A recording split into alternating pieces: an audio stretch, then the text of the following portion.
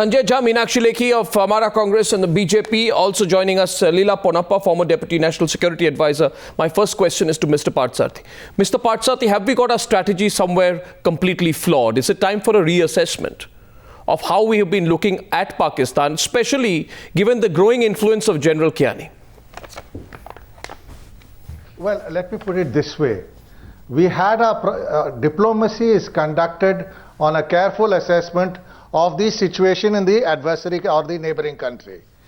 We had it right till about, for UPA 1, till about 2007, when President Musharraf, we assessed, would stay by his promise not to allow terrorism against India from Pakistani soil. We went horribly wrong with UPA 2 when we didn't assess the change which came about with the General Kiani replacing President Musharraf, and a weak government which had no control over the army.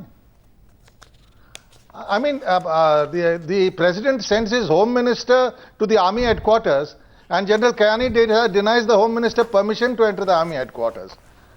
Now, anybody who studied General Kiani knows that since 1998, he is hardcore anti-Indian, favoring infiltration. Now, the first signs came in Afghanistan when the Afghans told us that the attack which killed a brigadier-level Indian military attaché and a counselor was orchestrated from across the Durand line from Pakistan. This was followed by more attacks against us in Afghanistan. And then 26/11 came. And it was also a huge failure on the part of us to act on actionable intelligence. We were so cozy about dialogue with Pakistan, disregarding they killed an Indian brigadier in Kabul. Well, 26/11 we paid the price for. Then went to Sharm el-Sheikh and then said that we are deeply sorry, they are accusing us of Baluchistan and we will have an irreversible dialogue, and nothing was said of 26/11. So the Pakistanis have taken us for a bunch of suckers, to put it mildly. And what they are doing is upping the ante across the LOC with the infiltration, and the infiltration is largely Lashkar. And those they are infiltrating are killing sarpanches and panchayat members to undermine democracy in Kashmir. So what happens? The Indian army fires back when they are infiltrating. They escalate and mutilate our soldiers. The least we should have done, and this is the most shameful thing, after the soldiers were mutilated, at least as a measure of protest, we should have recalled our High Commissioner for consultations. That is the very least. But why didn't we? Other countries do in such circumstances. No, but why didn't we? I want to present 2 points to Leela Ponnappa as I try and draw. Why didn't we? Just a minute. Why didn't we? Because we have boxed ourselves into a position of dialogue only, and dialogue on terms set by Pakistan. I'm not against dialogue. I want more Pakistanis to visit India. I want a people-to-people friendship. I have nothing against all this. More trade. But unless you get tough on terrorism,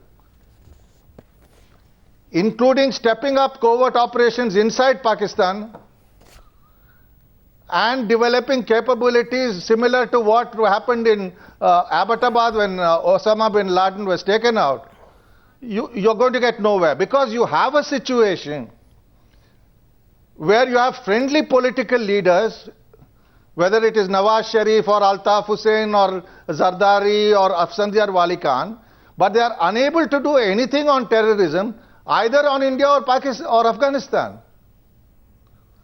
And now Afghanistan is cooling off, so they are going to turn more to India.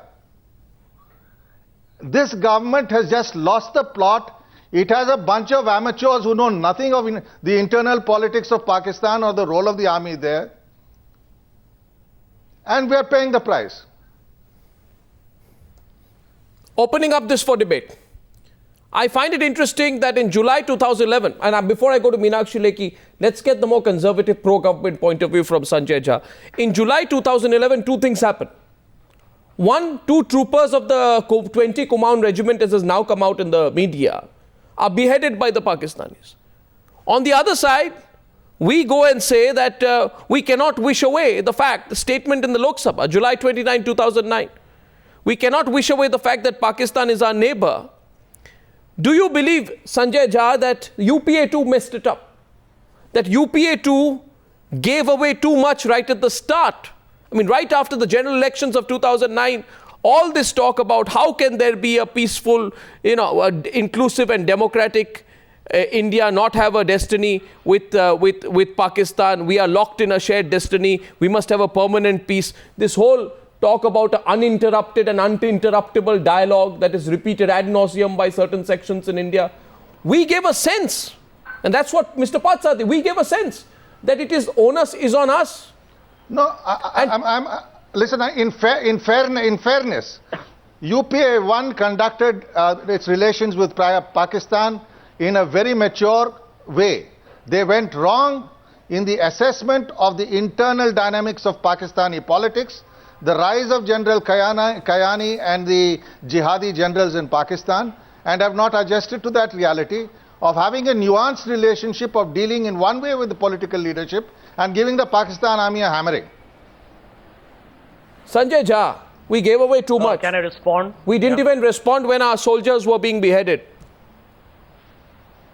Not this time, but earlier. Arnab, let me tell you, let me answer.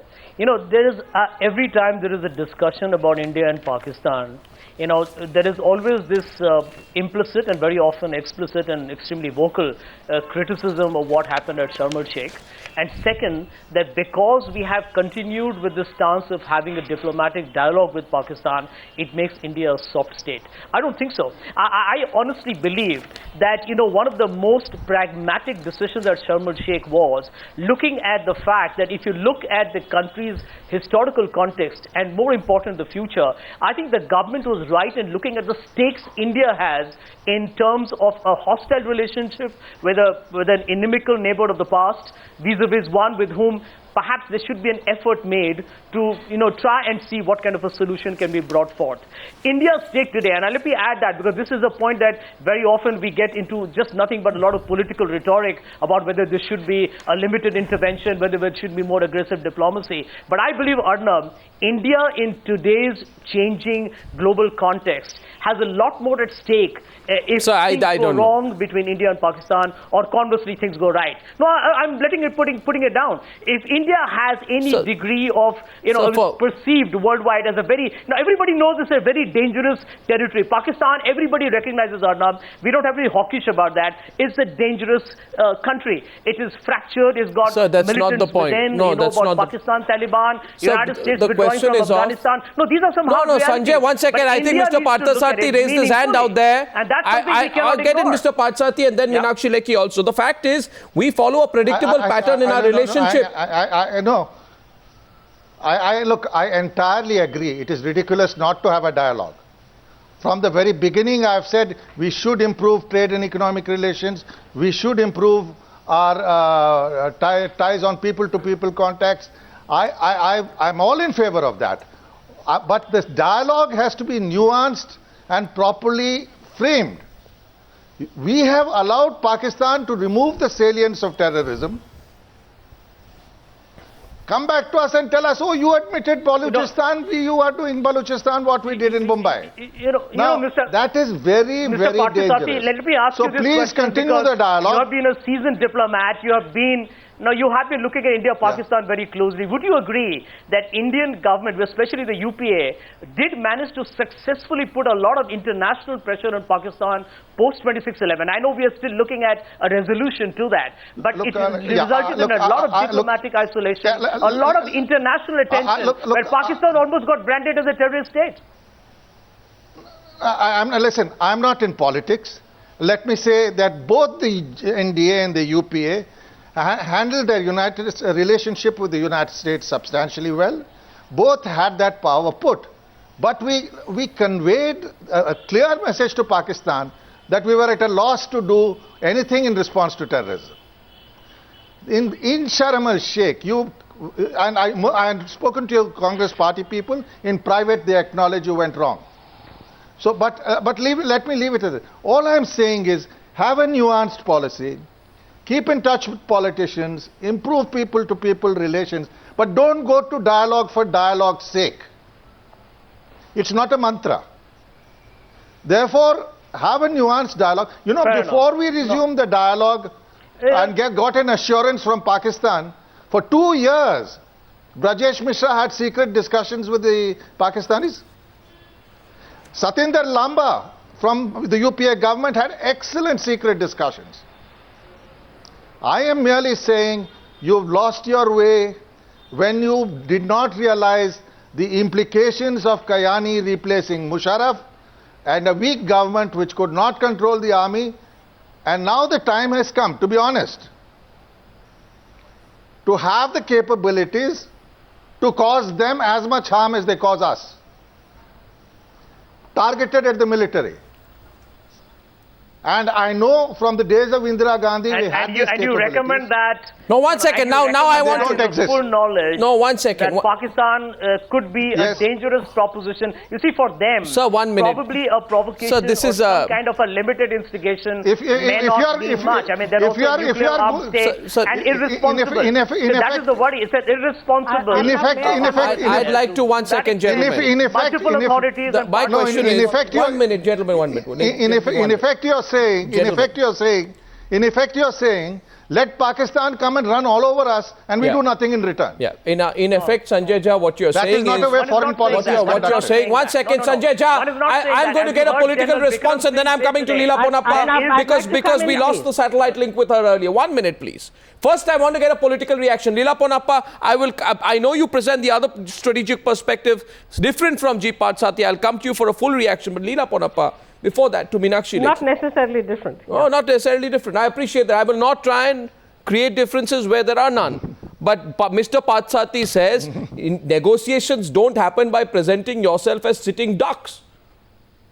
This whole business of being sitting ducks has gone on for too far. Meenakshi Lekhi first to the points made by Sanjay Jha that the onus is on us more, that we have more to lose. I don't...